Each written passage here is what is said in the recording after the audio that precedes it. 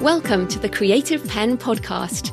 I'm Joanna Penn, thriller author and creative entrepreneur, bringing you interviews, inspiration, and information on writing, publishing options, and marketing ideas for your book. You can find the episode show notes, your free author blueprint, and lots more information at thecreativepenn.com. And that's Penn with a double N. And here's the show. Hello creatives, I'm Joanna Penn, and this is episode number 628 of the podcast, and it is Saturday the 18th of June 2022 as I record this.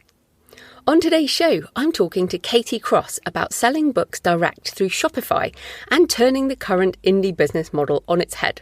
Basically, instead of sending our readers and marketing efforts toward Amazon and the other third-party stores first, we focus on encouraging readers to buy from us directly and use our email lists in a more active way.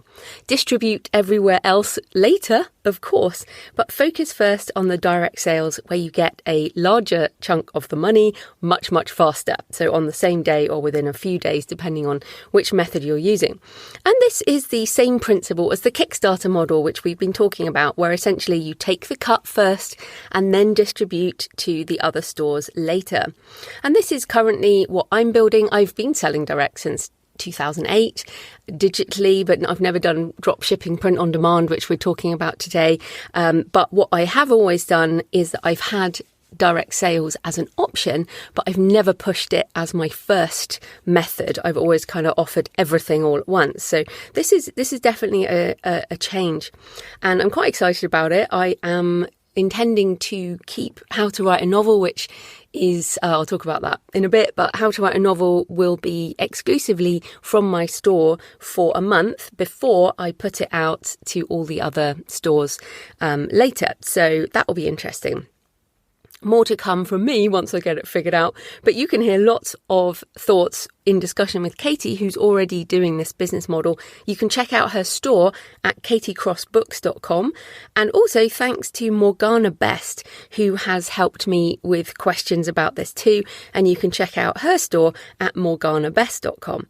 So the interview with Katie is coming up soon. So in publishing news, last week I shared details about Spotify's Investor Day and how they had a session on pivoting toward audiobooks, well not pivoting, adding audiobooks. Well, things have got even more interesting in the last week. So first of all, the acquisition of Findaway has gone through. There was a notification that has gone through. And just to recap, Spotify said of the acquisition, we plan to build on Findaway's expertise and infrastructure to deliver tools and resources that will lower the barriers to entry and enable creators to find an audience, expanding the audiobooks market overall, just as we did with podcasting. To achieve that scale, we'll amplify the growth of Findaway's platform offering, currently called Findaway Voices. This platform connects independent authors and publishers with independent voice actors and manages the production and distribution of their audiobooks. This creates an exciting new channel of scaled creation with the potential to quickly grow the audiobooks market. So that's what they said in the Investor Day. So obviously the purchase of Findaway and Findaway Voices, they're going to be expanding that into their creator platform. I also mentioned that Val Kilmer's voice in Maverick was generated by AI, and the company that did it, Sonantic, this week, Spotify announced they were buying that company. So Spotify have bought this AI voice company, and they said in the news release on the Spotify website, as a leader in all things audio, Spotify is always searching for new ways to create unique experiences that our users will love. Today, we're excited to share our intention to acquire Sonantic, a dynamic AI voice platform that creates compelling, nuanced, and stunningly realistic voices from text. Listeners come to Spotify for all the best audio content in the world, and we believe that Synantic's technology will allow us to create high-quality experiences for our users by building on our existing technical capabilities. So I'm very interested to see how this is going to play out, but I've pretty much been, as I've said a number of times, I've been watching this AI voice space for 4 or 5 years now, and it really feels like this is starting to go mainstream. And we've talked about this with Google, and I'll have the Ryan from Google on to talk about AI narration again later in the summer. But it's just very interesting to me how something that I thought, again, I always think things will come quicker than they do, but eventually they tend to come. And this is definitely happening, AI for voice for sure. So interesting times. I'm very interested to see what Spotify is going to bring. In useful stuff, I wanted to give a shout out to the Indy Author podcast, and the Indy spelled I-N-D-Y, the Indy Author podcast. Matty Dalrymple talks to Deanna Hart, co-author with Mark Leslie Lefebvre of Accounting for Authors, Financial Analysis, Budgeting, Costs and Margin Made Simple. And on the podcast episode, they talk about return on investment for authors. She talks about, this is Deanna, talks about the importance of not glossing over the costs of doing business as an indie. Talking about allocating overhead costs to your titles, risk tolerance and risk capacity, valuing your time, which so many people struggle with, and looking for opportunities to free up your time for value-added work, and the best accounting tools for authors. And I'll also give a shout out to Xero, which is what I use for my accounting, Xero. Just fantastic. I moved over from QuickBooks a couple of years ago and I really love Xero. Yeah, brilliant. So check out that podcast episode, and also the book, Accounting for Authors. And yes, there are accounting standards that differ per jurisdiction, but the principles of all of this is the same. So highly recommend that if you haven't got to grips with your accounting. So in my personal update, I have been recovering this week from the full-day workshop last weekend on the creator economy with Orna Ross. And it went really well. The venue is great. And that was the Hilton Doubletree in Bath here in the UK. It went really well, and it was lovely to meet a whole load of creatives in person, and also to share a lot of the new material and thoughts that we've both been thinking about in this area. So it was kind of a way to set a deadline on preparing the material and then sharing it and seeing how it landed with the audience. And generally, it got a pretty high rating from our participants. So yeah, it went well, and I'll be turning my material into a course in the next month to 6 weeks after I've finished my Shopify store. But lots going on in this, lots going on in my head. I've got a lot of things that I want to put into action, and I'm just getting to grips with it myself. So I'm going to share more once I've actually done some things, because, it's important to think about how we want to change our business model, but I need to actually change it before I talk more about this. So yes, it went really well, but I was pretty broken for the next couple of days afterwards. I mean, I always think I can manage, and on the day I'm like, oh yeah, I feel okay. And then my introvert self implodes. It's like my nervous system is overloaded and overstimulated. And as I do more in-person events, which I want to, I need to manage my energy a lot better as usual. I mean, it was pretty intense for me. I presented for nearly 4 hours on various things in between Orna's sessions, and so it's pretty intense to do that. And mostly I speak at other people's events, so I'm not the organizer, and actually organizing adds a lot of extra work, obviously. And my next speaking event is Mark Dawson's SBS Live next week. So as this goes out, it will be next week, and I'm doing just an hour on stage. So even though there are more people, I think about 700 people, it's the biggest indie author conference in Europe, it should be less tiring. It's not my event. I just have to turn up and do my thing. So if you're coming and you see me, please do say hi. If I'm not visible, it's because I've gone to introvert somewhere. But if I'm visible, I love to meet people. So say hi and tell me you're a listener, and tell me if you're a patron too, so I can thank you. On writing, I got my edits back on how to write a novel, so that is now finished, and with my interior designer, and I need to start narrating the audiobook, building the download page. I've got some new tutorials I'm building, a Scrivener one and a pseudo-write one, and I'm doing a workbook and lots of things for finishing energy. So I've talked about this before, but just, there's starting energy, which is when you get loads of ideas and you're like, oh, I love this, it's brilliant. And then there's pushing through energy, which is when you hit the difficult part of a book, whether it's fiction or non-fiction, and you're bored with it, or you're over it, or it's difficult, or you feel blocked, or all those those things you need pushing through energy to get to the end. And then usually there's a sort of spurt of getting it done. And then finishing energy is all the things you need to do to get it out in the world, the publishing, the marketing. And sometimes you just feel like you're over it. You're like, okay, it's done. But you need the finishing energy to get it into readers' hands. And that's sort of the cycle I'm moving into at the moment. Although I did spend some time yesterday back on a short story. And there's a short story I've got. Well, it's about 6,000 words, so I need to cut it down a lot for it to be a short story in my head. But I am working on a short story based on... Well, I'm not going to tell you. I'm quite excited about it. Right, so thanks for all your emails and tweets and comments over the last few weeks. Chioma at The Fearless Storyteller emailed about the interview with Eric on libraries. She put the tips into action and created sell sheets for 2 of her books. And then she actually emailed libraries. She took action and she said in her email, Joanna, I nearly passed out when I woke up on Wednesday morning to an email response from a library in Australia saying they'd bought a copy of each of both of my books via Overdrive.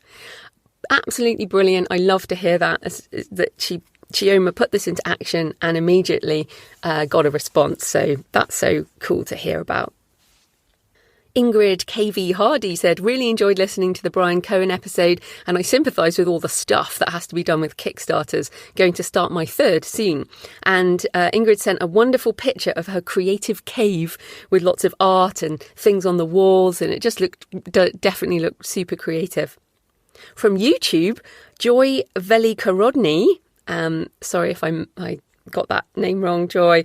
Joy says, thanks so much. I've been avidly listening to your thoughts on Kickstarter. As a result, I successfully ran a Kickstarter to translate 2 of my children's books into Ukrainian. So thank you for the motivation and the information. Again, brilliant, taking action. I do love to hear this. So good. It's partly what keeps me doing this show, because I still feel like I can make a difference.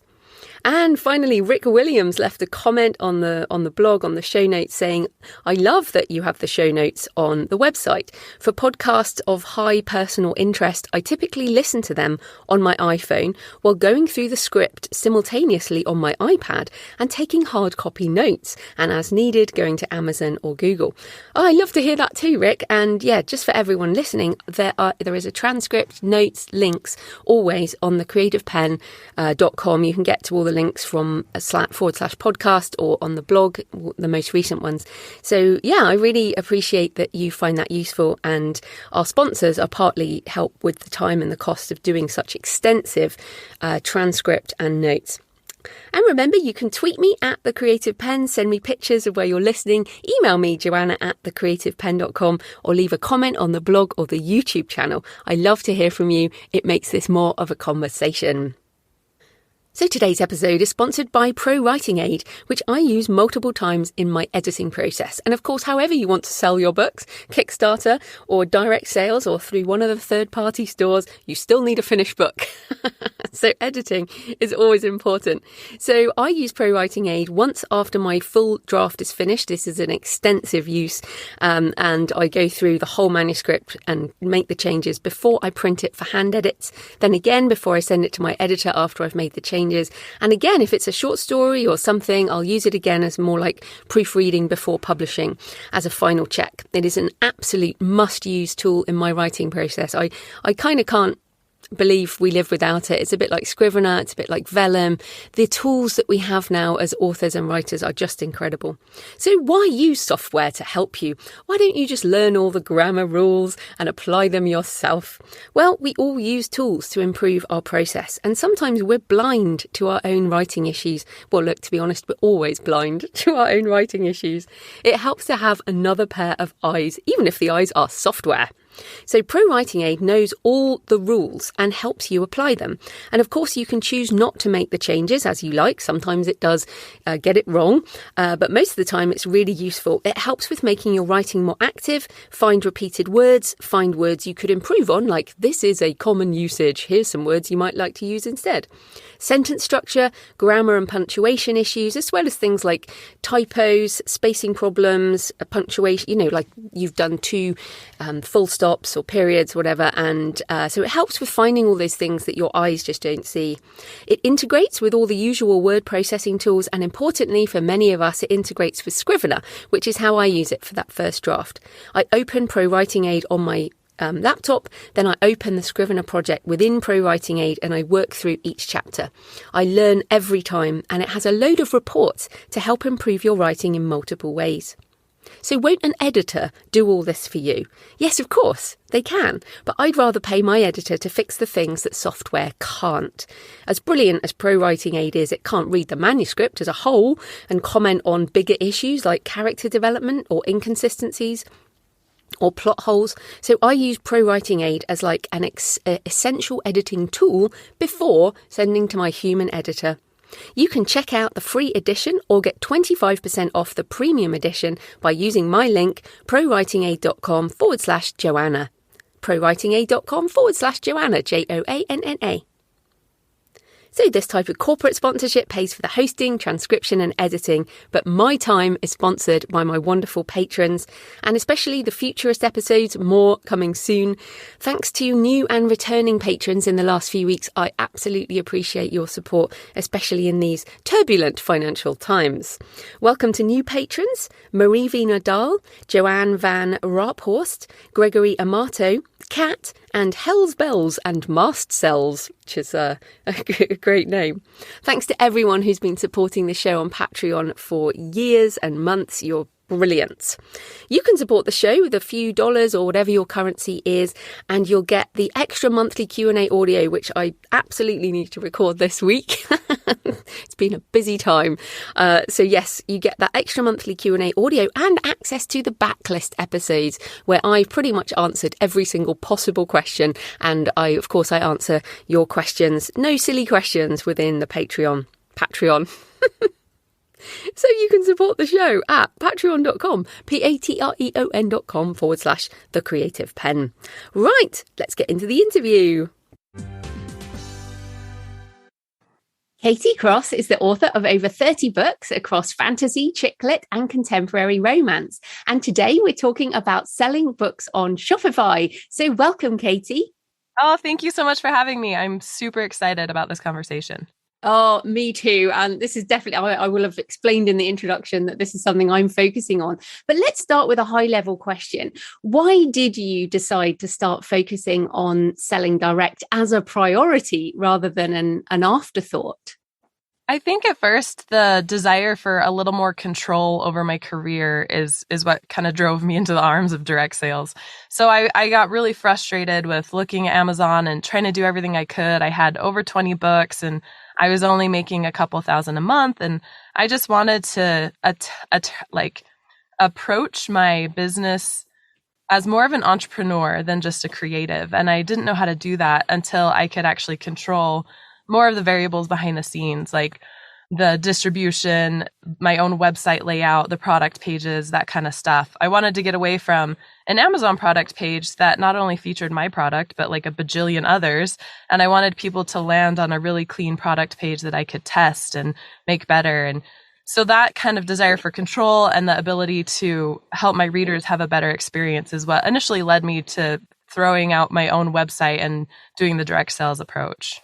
And I guess for me, because I've been selling direct since like 2008, but I've only done ebooks, audio courses, all the digital stuff, but you also do print. So I wondered also on this, because I've always felt like, oh my goodness, print's just way too complicated and I don't want to do that. So how did you get over that? Oh, you know what? The print is so easy. So I think when I get questions, it's almost always about paperbacks, and it's so easy. It's not even funny. So Shopify has third-party apps that you can like download and link to and then use on your Shopify store. And Lulu Express has a print on demand app. So I just upload my books to Lulu Express the same sort of way I would to KDP or Ingram Spark. And then anyone that orders like the book, then the order goes to Lulu Express and it just prints and ships from Lulu Express the same way. So I knew I wanted to do all versions of all my books on my website. So I was immediately like, well, I need to get paperback going.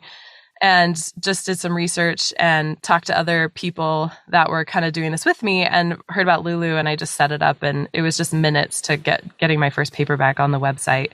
So it's way simpler than it looks. And I think there's a little bit of mindset work in that. I think we are overwhelmed by things, especially new things.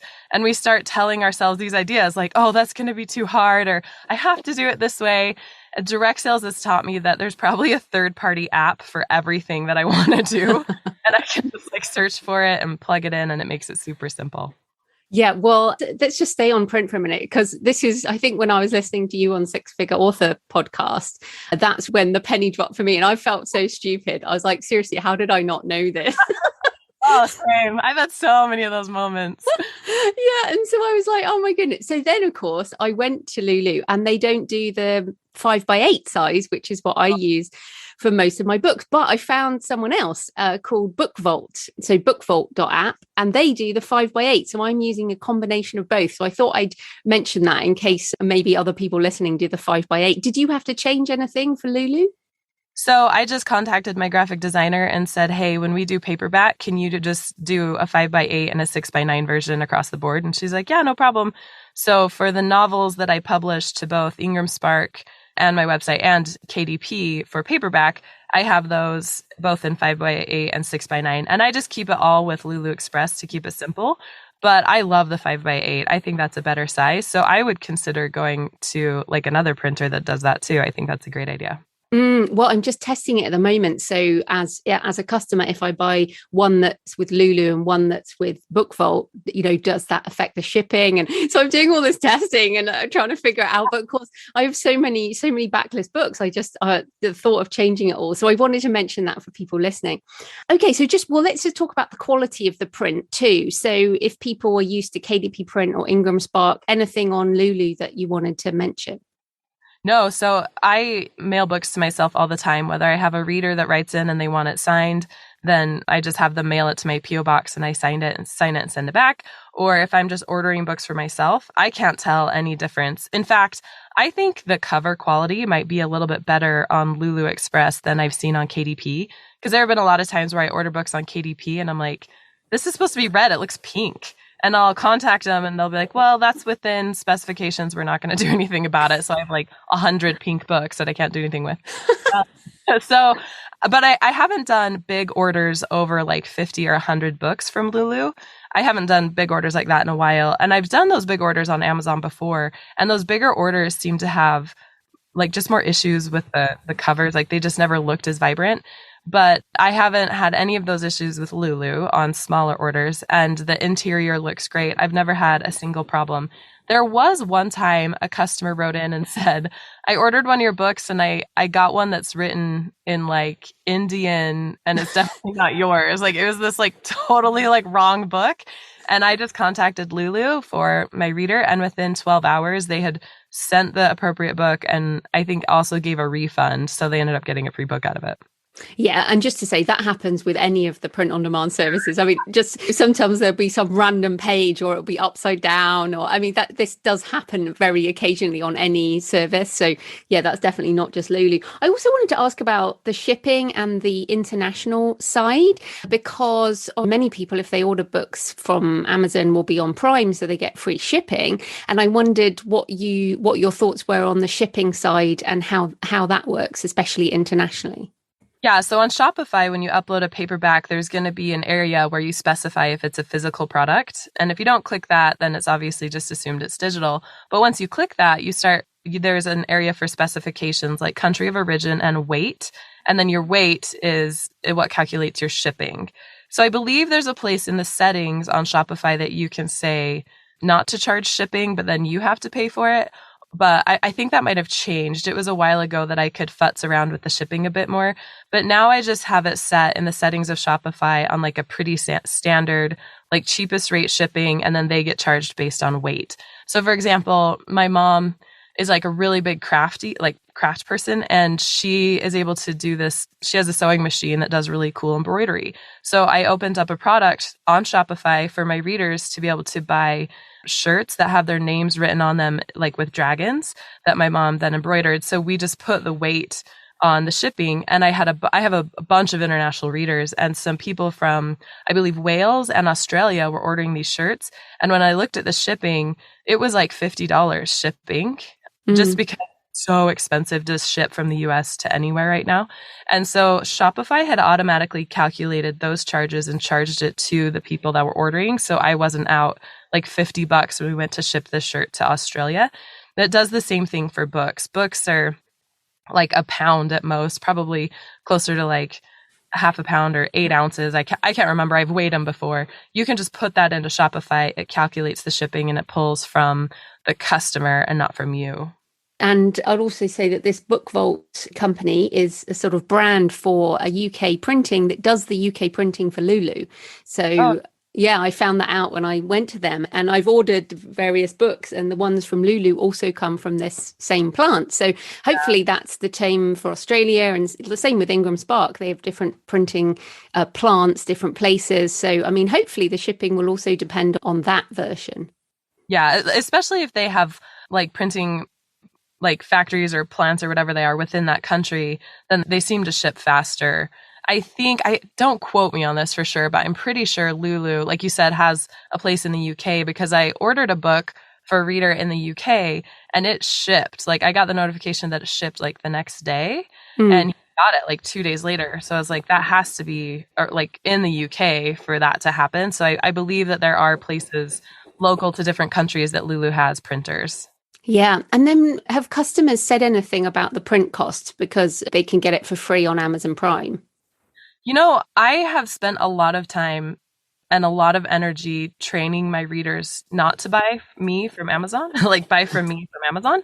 So almost no one even mentions Amazon to me. So no one has complained about it. That doesn't mean that's not an issue. They may just not be saying it, right? So they might not buy from me, but I still have paperback sales on Amazon because they want that free shipping. It's just never been something that's come up in conversation between me and my readers. No, that's great. Okay, let's just talk about the digital. So if people are going to sell ebooks and audiobooks on Shopify, how do they get delivered? Oh, Bookfunnel. It's so Bookfunnel is amazing. It delivers ebooks and audiobooks, and it has so many amazing integrations set up to kind of help make that easy. They have something that's called direct actions, which you can set up, like link to your Shopify account so that as soon as someone buys a book from your Shopify store, Bookfunnel is pinged by the SKU, and then it will send an email that delivers the link. So I have Bookfunnel deliver links, and I have email set up through my email service provider ActiveCampaign to deliver links to get things downloaded. And then Bookfunnel also has this amazing customer support. So whenever your reader has an issue, then they can just email Bookfunnel directly. Or sometimes readers will email me and I'll say, you know what, I have a friend over at Bookfunnel that will get you hooked up, and I'll just loop Bookfunnel in. And if you guys are on Bookfunnel, then Jamie is always the customer service rep. So every time I email, I'm like, hey, Jamie, here's my reader. They need a little help. And then Jamie responds to everyone. It's actually several people, but they found out that readers really like having the same name, like it feels familiar. So if you ever use Bookfunnel and you use Bookfunnel support, then just address them as Jamie. And then they help like deal with the problems. So you don't have to walk your reader through like how to upload, like sideload to their Kindle, or this isn't working. They do all of that for you. So I think they take a really heavy burden of customer support away. And on the audiobooks, something that's really cool is they have it set up so that when you've bought it, if you bought it from an email address that's the same on your Bookfunnel account as Shopify, the audiobooks will just automatically load in your Bookfunnel app. So you can buy it, wait like 5 minutes, pull open Bookfunnel, and the audiobook should be there. Yeah, and I've just been testing that, and yeah, the integration is great. And you mentioned SKU. If people don't know, that's SKU, and you can just set it up whatever you want, right? So I just put your author business plan ebook. That was my SKU. You don't have to keep a list of numbers or anything. No, so all of my SKUs are just the like letters of my books. So I'm writing War of the Gods right now. It's WOTG, and that's just the SKU for War of the Gods. So anytime someone purchases the War of the Gods ebook, that SKU goes to my email service provider and to Bookfunnel. And then to keep it really easy, I do AB for audiobooks. So for my War of the Gods audiobook, the SKU is WOTGAB. And then it's just really easy to remember, and it keeps it a system so that if you ever have people start to work for you, it's really easy for them to know what to expect for SKUs. And you can look at something and know right away what's going on with SKUs that are built around a system that way. Yeah, absolutely. And coming back to another high level, it is complicated in a way. I feel like Shopify is actually, as you talked about at the beginning, about being an entrepreneur and a mindset shift. I mean, I've been using PayHip and it's super easy, but it doesn't have all this functionality. So what needs to be the attitude going in to Shopify? I think just an openness to change, right? And like figuring things out. I think when it comes to direct sales and you're starting your Shopify store and you're trying to get all the details worked out, there's going to be moments where you're overwhelmed and you kind of want to give it up, or things seem really hard or whatever. I would just sort of step back, give yourself a break, and come at it again fresh, because direct sales is so new. Like, I'm on like the pioneering edge with a bunch of other authors that are trying this out as a business model to make it work, but we're still learning, right? Like, there's still a lot to do. And if you're starting the direct sales game or have been doing it for a long time like you, then I just think you need a lot more flexibility and patience, because you have to figure it out. There's not always a set path. Like, if you're going into Amazon, there's oftentimes just a set path that you follow and you just keep doing that. But when you enter the direct sales game, you might actually have to be making your own path, and that's really hard. So I would just kind of keep that in mind as you start your Shopify store, and know that just because other people are doing it, you can do it differently and it might be more successful.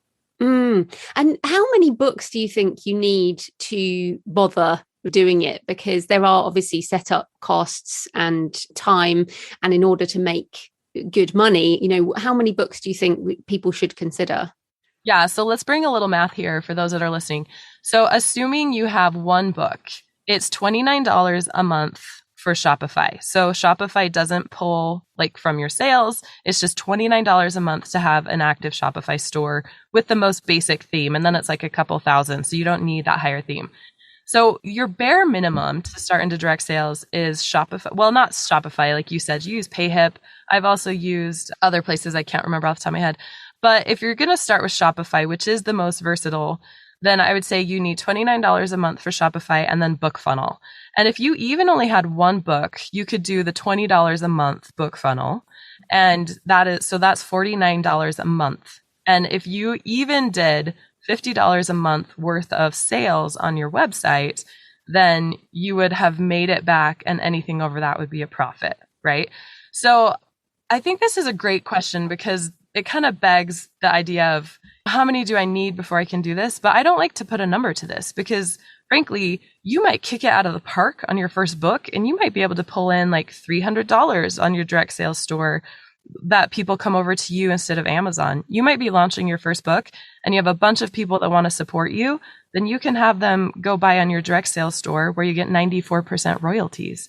So I think if you're wanting to make an income that you feed your kids or your dogs or your spouse or yourself off of, then the more books, the better. But to get started, I would say don't wait. Like, if you have one book, get your store started and get things set up, and you can just start playing with it and figuring out what works and what doesn't work. There's also a setting on Shopify that you can, instead of paying the $29 a month, you can take the store off of live, but you don't have to cancel the store. They call it like the builder plan for $9 a month. So if you're wanting, let's say your listeners are going to launch their first book in September and they want to try direct sales, but they don't want to pay for Shopify and Bookfunnel like up until September, they could do a builder plan and just be building their store for $9 a month and then go full live with it in September to kind of save that money. So you have a lot of options. And I think those who have not ever done direct sales and are just starting to publish or only have a few books are in a unique position to train their readers from the beginning to buy from them, right? Like, from the beginning, you're teaching people to land on your website and buy from them. And I think that's a really powerful spot to be. Mm, yes. I mean, as I said, I've done the digital for many years, and it's definitely a mindset shift because, of course, there's no bestseller list. There's, no one sees these sales, but of course, it's in your bank account. You mentioned 94% royalties there, and of course, that might vary by a few percent depending on which payment method and some various fees. But so, how have you felt that your business has benefited from this? Like, you don't need to give any numbers, of course, but sort of financially better off? Yeah. So one of the things that frustrated me before I started the direct sales game and that helped pull me into direct sales is cash in hand. So when you're running a business and you're looking at Q1, Q2, Q3, Q4, you're trying to figure out profit and loss, like where money worked, where it didn't. When you're starting to really get into those numbers and look at that stuff, it's really hard when you have a 60-day delay. Right? So you'll do stuff on Amazon and you're like, yeah, it was a great month. I had a launch, but you're not going to know really for a while what those numbers actually look like. And it's 2 months later. And I was always really frustrated with that. Like I had something happen in my life and I needed some more cash in hand to like pay for a doctor's bill or something else, but I couldn't get it because my money was tied up for 60 days. So one really great benefit of direct sales is that within 48 hours, I have cash in hand. I can run a big sale and then the Shopify automatically deposits the money into your bank account like every 24 to 48 hours. You can actually see it like building on the side, and then I'll go to my account and it'll show up there. So if your lifestyle is such that you need a little more control over cash in hand or whatever it is you're doing, that's a really nice benefit, is to be able to actually look at, we did this was the result, I have cash in hand, the numbers are here. So I think that was a big benefit in my business from going to direct sales, being able to more directly track cash flow and profit and loss, that kind of stuff. The second one is just the control over what people are seeing when they land on my book page. I always got really frustrated on either BookBub or Amazon or Kobo or even Pinterest. When you're trying to get someone's attention on your book, there's so many other things pulling that attention, right? So it was really powerful for your company when someone lands on a landing page that only features you and it's clean and it's crisp. And through testing, you can figure out what draws people in so that they know they're in the right spot. That changes your return on investment for any advertising exponentially. Anyone that's listening that runs traffic ads from Facebook to Amazon pages, that also has like the links that kind of show what people buy after clicking on your link, like affiliate. It's so frustrating, right? Like I would send traffic to Amazon and people were buying like adult diapers and all this other stuff. They weren't even buying my book. They were buying all these other things. And that was extremely frustrating to me. Like I'm not paying Facebook all this money for these people to go buy a different author's books. I want them to land on mine and know whether it's a fit or not. So that was another really great change. And then numbers wise, it looks like I do 70% of revenue through direct sales and then 30% from all the other retailers. And depending on my model around direct sales, I can say that's super consistent. So I started direct sales at the end of 2019 into 2020, and I'm still doing it today and I will forever. That's a pretty consistent number, 70% direct, 30 from the others. That may kind of go up or down a little bit. Amazon is my second biggest seller, and Draft to Digital and all of the retailers that's on is my third. And then the others kind of dwindle from there into numbers that aren't really even comprehensible.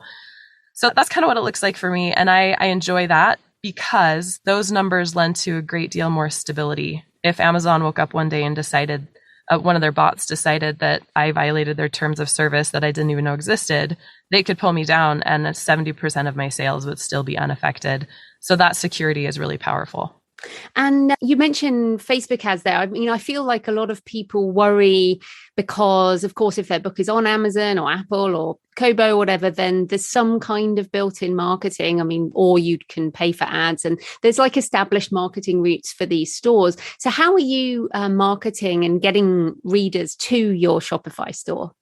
That's a golden question, right? And that's actually what I'm trying to figure out. So in 2020, 2021, I ran a lot of paid advertising, whether it was Pinterest, Facebook. I didn't really do BookBub. I tried Amazon for like 5 days and realized that wasn't a good fit for me. So I, this year, decided to change my business model and I stopped all paid advertising. And the gaping question was, so how do I drive traffic, right? If I'm not doing paid advertising, how do I drive traffic? A lot of it comes down to like your basics, right? Email list is king. I have a really healthy sized email list after all of that advertising. But I think the most important thing is I focus on my readers. And then through my readers, I come up with different ways to reach other readers. So it's a really actually collaborative approach now where I talk to my readers and I say, hey, where did you find me? Where do you go when you're not here? And how can we get more people to find these books because we know that they need them? And right now that's driving it. So the strategies, the actual marketing strategies to drive people to my pages are kind of up in the air. Like right now, for Q1 and Q2, I've been throwing a lot of spaghetti at the wall to see what sticks, right? So whether it's author newsletters or Bookfunnel promos or just talking to readers, like whatever it is, we're trying a lot of different things to say, can this replace paid marketing and still keep my lights on? And a lot of it is just genuine, organic relationships with readers. Well, let's talk about the email marketing there, because this is what excites me. I have this vision of being able to go away. So I'm walking this pilgrimage in September. So I'm going to be away for 3 weeks. And I have not been able to, since I started my business, I have literally not been able to have more than a couple of days off. Which sounds terrible, but there's always emails, there's always something. And I know it's crazy, but I have this vision of if I can set up a Shopify store and I have automated email sequences that kind of sell people into other products and things within the whole ecosystem. And obviously I need a help desk person, but is it possible to automate this whole business? So I wondered about your email automation, and can you tag people who buy stuff, and how are you managing all that? Oh, absolutely. Yeah. So email is king, right? That still hasn't died. I think so much of my sales are driven from my email list and my established readers, and then the gathering of new ones. So I have fantastic email automations that over time I've tested and tweaked and proved to the audience that I want, right? So what I have is I use ActiveCampaign. I love ActiveCampaign. I've done a lot of others. I've done MailChimp. I've done Drip. I've done ActiveCampaign twice, and I've been with them for a while now. Second time, and then I've looked into Klaviyo. I think they're all really great for different reasons, but for my intents, I like ActiveCampaign the best. And I've spoken extensively with Klaviyo, and with my business goals and model, even the Klaviyo rep was like, yeah, you're probably best at ActiveCampaign. So they have landing pages that you can use within ActiveCampaign. So what I've done is I've created 2, and it's my first book, the first book of like 30 or 40 that I want readers to land on. So I have one for ebook and one for audio. And they just have a link. And what I do is I have my readers share that link, or I share that link, or I have social media posts that I schedule that share that link that will then gather people. So if someone subscribes to get my ebook for free, they enter an automation that's like 6 emails in several weeks where I'm just nurturing a relationship with them. And we're talking about dragons and fantasy books, and I'm like checking in to see if they like the book. There's like various things that I've tried in there and tested to get the best open rates and the best click rates and people actually reading. And so that takes up like 3 to 4 weeks. So honestly, Joe, you could schedule some social media posts, have some podcasts or other authors sharing the newsletters right before you start your pilgrimage. And you could come back and your email sequence could have nurtured that relationship with those people and sent money like to your Shopify store without you having to even touch it. Automation is like the name of this game. The more you can automate, like with sincerity and genuineness, the more you can scale your business higher to see your profits and your ROI increase. Well, this is the thing, and I use ConvertKit. I did actually use ActiveCampaign a while back, and I moved over to ConvertKit, which does have tagging as well. But it feels like this is possible because you control the store. And I feel like the whole automation just doesn't work with all the other stores because there are so many variables and so many other things that they can do, and so many different links. Whereas if you're just doing everything through your store, it just simplifies the automation, right? Absolutely. So you could have an automation where a new subscriber gets your book and then they buy the second book. And once that SKU goes to your email, like your email service provider, with maybe like you have it set up so that they get a tag and they're sent into like another automation that then sells the third book in 5 days. And if they finish in that time and they want the third book, then they buy from there. All the while you're like on your pilgrimage, right? So because you're able to tag and move people around based on the customer journey that you come to know really well through direct sales, because you can see the data coming in, you're able to really customize and say, I've noticed that about day 3 is when people buy the second book. So at day 2, you're going to send the link to buy it so that you're ahead of them. and then they can get tagged a certain way, and that tag can push them onto a different journey within your email service provider to optimize your sales. But you don't have that feedback from Amazon or Kobo or anywhere else. Yes, and we should just reiterate this. You do not have your customer data on any other store, right? You only get your email and unless people sign up for your email list, but you don't know what they've bought. So this is literally the only way to have the customer data. Exactly. And that's kind of a sensitive subject, that if you're going into direct sales, just be aware this isn't data that you're using. I mean, you're not going to go sell these names. It's just, when we say data, it means you have a direct relationship with them through their email. You know what they're buying. And by knowing what they're buying, you kind of know what they like, and you're able to send them more of what they like. That's really what that is. And that's the control over the business that I wanted to have, so I could actually make decisions based on what people were doing on my website. Yes. And of course, with email list management and all this, we're abiding by GDPR and anti-spam and can spam and all the different things that we have to do. So yeah, we're being responsible, of course. Yes, definitely. Yeah, absolutely. Okay, so let's just talk a bit about technicality. So you have katiecrossbooks.com. And so I wanted to ask about that. Is that a Shopify theme? Yeah, so you can actually buy a domain through Shopify. So I have katiecrossbooks.com, but I log into Shopify to get to that website. So on Shopify, there's an area under settings that says domain. You can go, they are your host, and it's $19 a year. That's it. You just pay it. It will automatically charge you again whenever you buy it a year later for $19, and you can choose your domain based on what's available. So that's all Shopify. That's not WordPress, that's not Wix, that's not anyone else. That's just Shopify. And it's the basic theme that was there when I started. I liked the layout. I liked it. So all of that is run by Shopify. And you also have katiecrossromance.com. I actually just closed that 2 days ago. Okay. Right.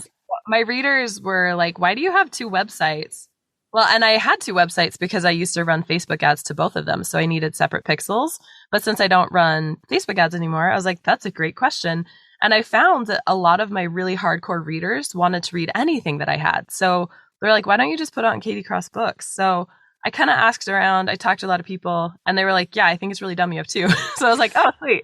So just 2 days ago, I finished pulling everything from Katie Cross Romance over, and I just closed it. So if you go to katiecrossromance.com, it's going to pop up with like a domain error, I think.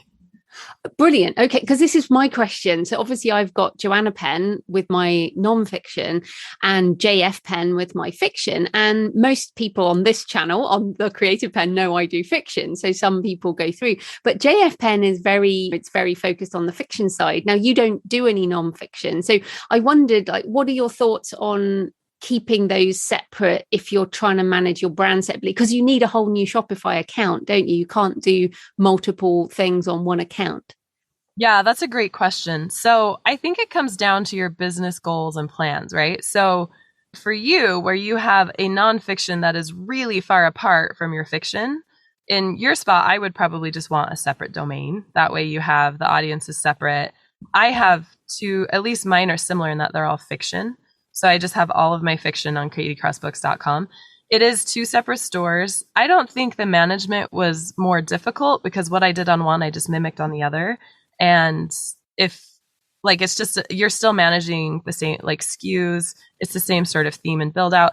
It'll be a little more time if you're building two separate Shopify stores, but it's not going to be that much more than building on the same store, because no matter what, you're going to have to put the products on both stores, right? And that sort of time would be the same, whether it's between two. So I guess it just depends on how separate you want to keep your audiences. So if you pulled your nonfiction into your fiction store, would that confuse people or would it just drive more traffic? I think that's a great question. And I don't know yet what I'm going to do. As we talk at the beginning of June 2022, I'm still building it out. So people can have a look if they're listening in a few months' time. Yeah, for sure. It's a good question. Yeah. Okay. So just some other slightly technical things. So when you talked earlier, you mentioned the App Store within Spotify, and this is Shopify. Oh, they sound so similar. But yeah, the App Store is the thing that really, as you say, enables you to do so many things. So are there a few apps that you recommend people definitely get? I mean, obviously there are lots of different ones, but anything that you particularly like, yes, that definitely get that. Yeah, so I've tested a bunch of upsell apps, and upsell apps are just apps that you can integrate to your Shopify store that help you sell more books. So whether that's at the, like when people go to purchase, a screen pops up and says, you want to add this for 10% off or whatever else that is. I've loved frequently bought together. And another one that other people that I know are doing direct sales have liked is Zipify. I didn't like Zipify as well. It was a little bit harder for me to figure out, and I really liked frequently bought together. With frequently bought together, you can create bundles because there's a lot of power in bundles. So and you can customize like every product. So I can have like Miss Mabel's School for Girls is one of my flagship novels. Then frequently bought together puts Alkara Awakening and The High Priest's Daughter, which are books 2 and 3, on that product page and says you can buy all 3 for this price. And all they do is hit buy. And then all 3 of them go to their cart instead of just one. It's really easy to use, really easy to customize. It's really straightforward. I've really liked frequently bought together. Another one is Judge Me. It allows for product reviews and it has like stars and ratings. I've really liked Judge Me. It's really easy for my readers to use. I actually had a VA set that one up, but I've never had to like tweak anything after we got it initially set up. That one's been really good. It will also allow you to import reviews from other stores, but that requires some knowledge of like web crawling to be able to extract the data from like Amazon or Barnes and Noble or wherever you're doing it. So my former VA, her husband is like this really big tech guy. So he was really nice. He's like, well, I'll do the web crawling for you. And I was like, whoa, that's awesome. Thanks. So he crawled Amazon and was able to pull our reviews over because Judge Me allows that. I couldn't tell you how to do it. That was great because it kind of was able to allowed me to boost some of those reviews when we initially set it up. So Judge Me, frequently bought together. Those are my favorites. And then there should be apps that allow you to import and integrate like your email service provider or the social media sites. So there's an app for ActiveCampaign that allows it to integrate seamlessly. There's one for Facebook and Pinterest. I really like the Facebook and Pinterest integrations are really nice because you can choose if you want to publish a new product to Facebook or Pinterest. So I have a launch coming up in July that has a secret novella that launches with it that people will only get the link to at the end of my novel. So it's really secret. Like the title is kind of a spoiler and it answers a bunch of questions and I don't want anyone to know exists. So I can turn it off so that that product doesn't go to Facebook or Pinterest. Or if that's on, as soon as I publish a new product, then Shopify sends that link to Facebook and Pinterest and puts it in my store and creates a post over it. Like just yesterday, I had a reader email me and say, is this real? Because I just saw this come across my newsfeed for a second time and I'm worried that someone's hacked your store. And it was a new pre-order that I'd put up. And she was like, she really wanted it to be real, but she didn't know. And I was like, oh, no, that's real. I just put that up. And she's like, oh, good, I bought it. So I've had it where I'll put a new product out and then I'll navigate back to my main store and it's sold like 5 copies within 10 minutes and I hadn't even told anyone. And then it's just because it automatically goes to Facebook and people see it and just start buying. So that's really cool functionality. That is really cool because I do have a store on my Facebook page, but it's really crap and I haven't updated it for years. So I think I'm just going to go through and delete everything. Yeah, well, and then it just integrates with Shopify. So I never have to do anything on Facebook with my store unless it like flags it as not publishable or something. Yeah, that is just fantastic. So coming back to the pre-order. So how do you do a pre-order on Shopify? Oh, it's so easy. So I just put I just put 2 audiobooks and 2 ebooks up 2 days ago. And all I have it set for is as soon as they buy it, then my email service provider puts a very specific tag on. And then they get an email that says, thank you so much for pre-ordering Lita. And like you'll get it on its launch day, which is this day. And then I just send them into my email list. So then when the night before I launch a book, like tonight, I'm launching a book tomorrow, actually. So tonight I schedule all these emails and anyone with that pre-order tag, I then send an email, like the fulfillment email. I send an email that says, here's you pre-ordered Lita, here's the link, click here to grab it. And it just takes them right to the Bookfunnel download page. And I send 3 of those fulfillment emails because sometimes the email doesn't go through or whatever else. So I send 3, like each one like 6 hours after the other one, just to make sure they get that email. And that's all that there is to it. I love pre-orders. I have a book I put up for pre-order like in April. And I literally said, I don't know when this will launch, but I know people are really excited about it, and I'll let you know more when it happens, but you can go ahead and pre-order it. And I get sales from that all the time. Like, I don't even have a date. Like, I told them, I was like, I don't know, it'll probably be 2023, but people are so excited, they're buying it anyway. So I get that cash in hand in advance, and it keeps me top of mind. And then that reader might forget me, but then come January or whenever I fulfill that, they get an email with a new book. They start reading, remember me again, and then they're back at it to activity. So pre-orders are a huge strategy that direct sales enables in a really big way. And what about pre-ordering print? Because I did see that there was a schedule button on one of the, maybe it was Lulu, maybe it was BookVault, but do you do any print pre-orders? That must be on BookVault, because I don't have pre-orders for print capable that I'm aware of through Lulu. They may have that functionality. If they do, it's not super obvious. So I just release the paperback the night before, and then usually my readers just know if they want it in paperback, they can just order it on launch day. So I get a slew of paperback orders on launch day, usually. No, that's fantastic. Now, tax is something that everyone worries about. I have always used services like PayHip, for example, that deals with all the tax for me. So, for example, the EU digital VAT, the VAT, there's a zero threshold, and it's different for every European country that the customer is in. So it's a complete nightmare. So how does the tax side work? And I mean, obviously it's different per jurisdiction, but any thoughts on that?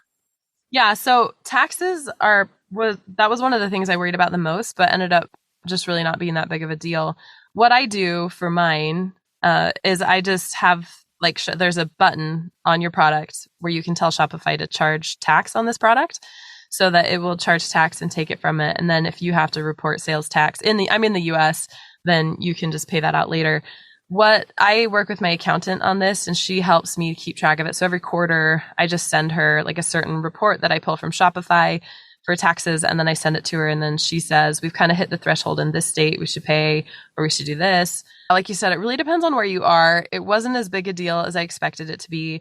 For now, from what I understand and what my accountant and I do, I pay sales tax in places where I have a physical business presence. So I live in Montana in the US, and they actually don't charge sales tax here. So I don't have to charge sales tax. But when I lived in Colorado, they did charge sales tax. So I'd signed up with the Colorado, I had like a sales tax account. And then every quarter we would just pull like how many sales that we'd had in Colorado. I had it set so that Shopify pulled sales tax from people that bought out of Colorado. And then I would just pay whatever sales tax I owed at the end of the quarter. And that was all fine. For a while, I had a business presence in Colorado, Idaho, and Montana. So I was doing the same in Idaho and Colorado. But now I just have a business presence in Montana. So I don't. So it's all a little nebulous. And I would say just talk to whoever like you're like a professional is to kind of nail down what you should be doing. It's something that I visit at the end of every quarter, and that my accountant and I do together, and we pay sales tax where it's applicable. I don't think I've ever had to like really mess with the VAT tax or EU or any of that kind of stuff that I'm aware of. Hopefully I wasn't supposed to be this whole time. But it just, when I have my accountant helping me out, and then I have a tax accountant that I work with to do taxes, it's always washed out and been just fine. And my tax lady has always been like, yep, you paid the right amount. This looks good here. Yeah, I think the principle there is, look, yes, you have to deal with this stuff, but it's not that complicated, and you only have to do it every quarter or whatever. Plus you can find an accountant to help you. I have an accountant and I've asked them and they're like, yes, we can help with that. So it's a kind of, the fear is greater than the practicality of it. And it's like, put on your big girl pants and just deal with it. I know. I think tax is where people fall into mindset traps faster. So if you're feeling afraid of what you're about to do or overwhelmed, I feel like a lot of authors that come to me are like, I just don't want to deal with the taxes, so I'm not doing this. And I just want to gently point out, like, but you're missing out on so much else. If you could just do some research or talk to an accountant, you would figure out that this isn't that big a deal. So if anyone that's listening is sort of caught in a mindset spiral of that, I just don't want to read about that, it's too scary, then I would just challenge you to look a little deeper and see if there's something else you're running away from here that you can figure out, and then move forward into something really awesome.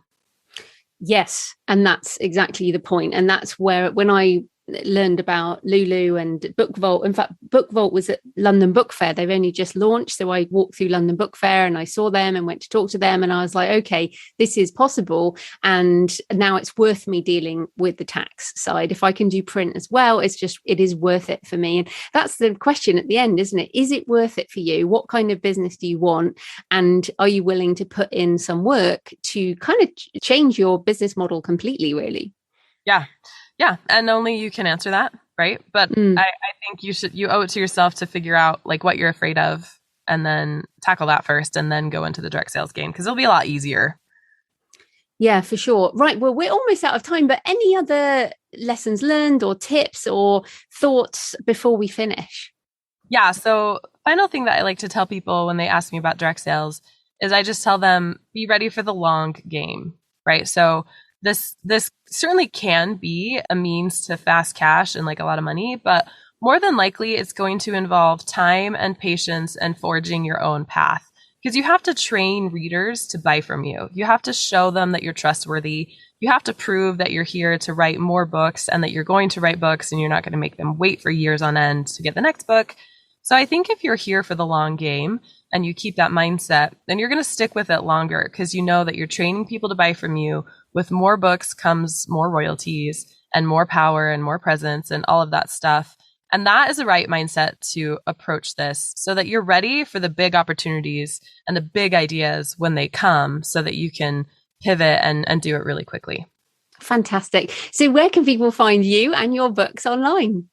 katiecrossbooks.com is the fastest way to find me. And I'm sure it might be a good idea for a lot of you to just go there and look at the way I have it structured, look at the way I have it ordered, and see if you like it, right? See if that appeals to you, if that sort of a store is something that you would want to run, and just check it out there. And you can see all of the other, we have merchandise, we have t-shirts, we have books and audiobooks and paperback, and there's lots there for you. Most of my novels are also on all of the other retailers too.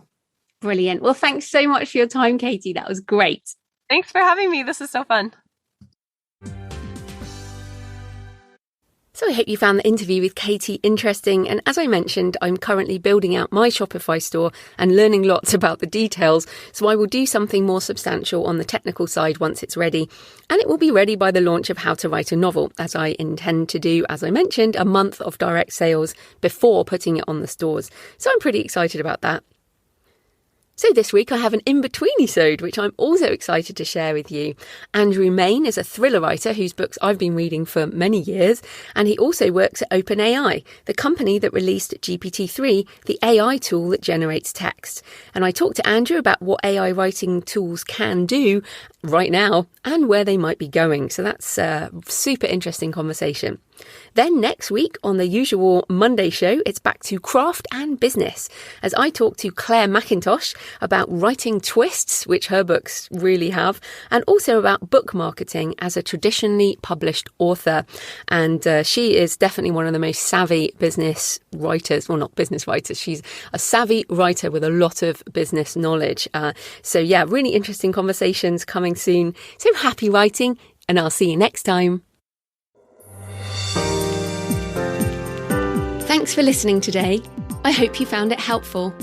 You might also like the backlist episodes and show notes available at thecreativepenn.com/podcast. You can also get your free author blueprint at thecreativepenn.com/blueprint.